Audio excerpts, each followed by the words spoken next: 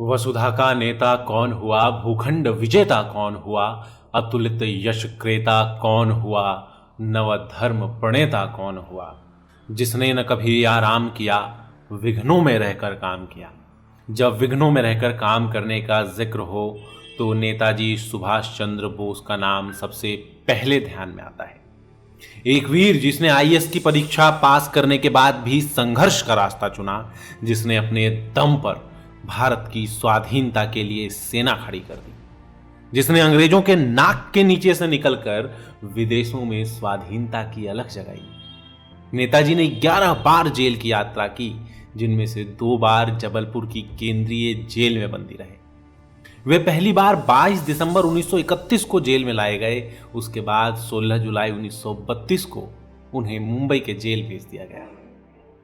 इस तरह पहली बार नेताजी करीब 7 महीने जबलपुर की जेल में रहे और दूसरी बार फिर 18 फरवरी 1933 से लेकर 22 फरवरी 1933 तक रहे। जेल नेताजी को कभी रोक नहीं पाए। जेल की दीवारें स्वाधीनता के उनके ललक के सामने कमजोर साबित हुई, लेकिन देश के जिस लाल को अंग्रेज कभी गुमनाम नहीं कर पाए, उसे स्वाधीन भारत की सरकार ने गुमनामी के अंधेरे में धकेल दिया।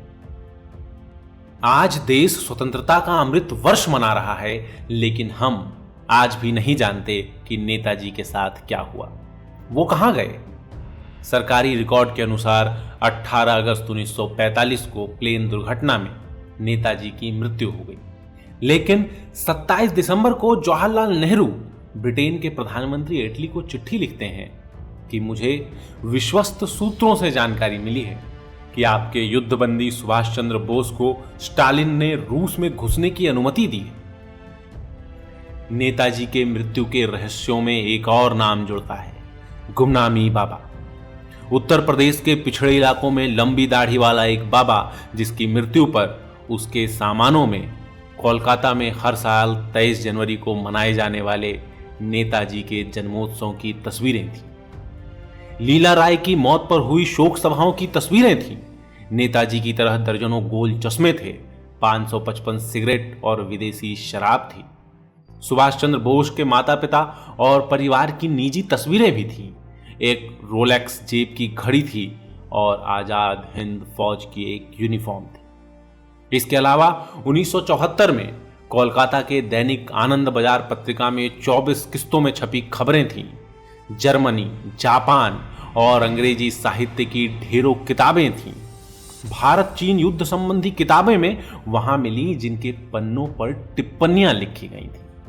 सुभाष चंद्र बोस की मृत्यु की जांच के लिए बने शाहनवाज और खोसला आयोग की रिपोर्टें, सैकड़ों टेलीग्राम और पत्र, जिन्हें भगवान जी के नाम पर संबोधित किया गया था। यही नहीं, हाथ से बने हुए उस जगह के नक्शे भी बरामद हुए जहां नेताजी का विमान क्रैश हुआ था। आजाद हिंद फौज की गुप्तचर शाखा के प्रमुख पवित्र मोहन राय के लिखे गए बधाई संदेश भी बरामद हुए।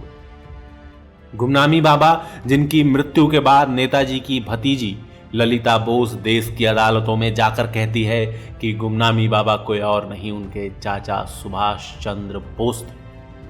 सरकारों के द्वारा बनाई गई कमेटियों के रिपोर्ट आज भी धूल फांक रहे हैं। एक तरफ नेताजी की प्रतिमा इंडिया गेट पर खड़ी है, वहीं दूसरी तरफ हम यह तक नहीं जानते कि नेताजी का आखिरी समय कैसा बीता। जिस व्यक्ति के बारे में ब्रिटेन के प्रधानमंत्री क्लेमेंट एटली कहते हैं कि देश को आजादी बोस ने दिलाई, गांधी ने नहीं, उस बोस की मौत आज भी रहस्य है। बोस को हमारी सच्ची श्रद्धांजलि यही होगी कि वो कोई रहस्य बनकर ना रह जाए। देश के सपूत के आखिरी दिनों की सच्चाई सबके सामने आए, सत्य सबके सामने आए। लगातार जुड़े रहने के लिए आयुध को सब्सक्राइब जरूर करें।